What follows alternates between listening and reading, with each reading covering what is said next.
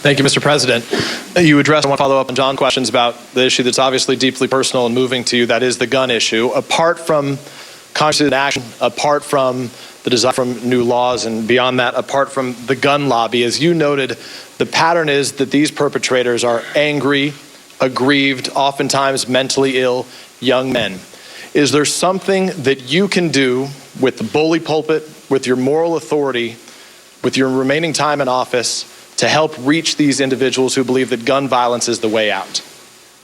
No. I think I can continue to speak to the American people as a whole and hopefully model for them basic norms about rejecting violence and cooperation and caring for other people, but there are a lot of young men out there.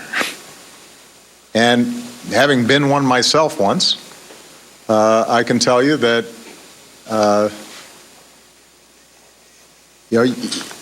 us being able to identify or pinpoint who might have problems is extraordinarily difficult.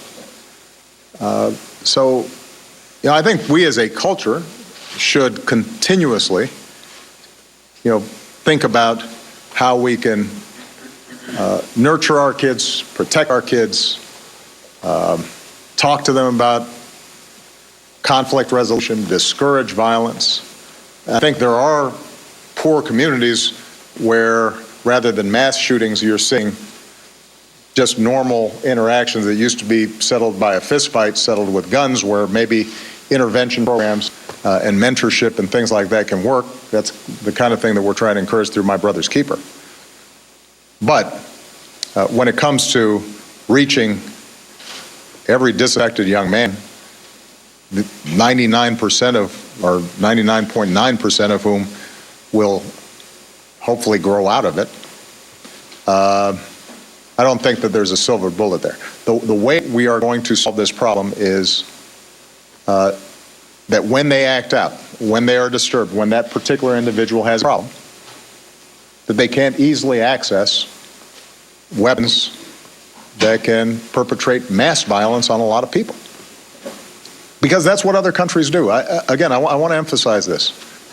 There's no showing that somehow we are inherently more violent than any other advanced nation, or that young men are inherently more violent in our nation than they are in other nations. I will say young men inherently are more violent than the rest of the population. But there's no sense that somehow it's something in the American character that is creating this. Levels of violence are on par between the United States and other advanced countries. What is different is homicide rates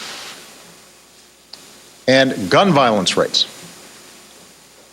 and mass shooting rates. So it's not that the behavior or the impulses are necessarily different as much as it is that they have access to more powerful weapons.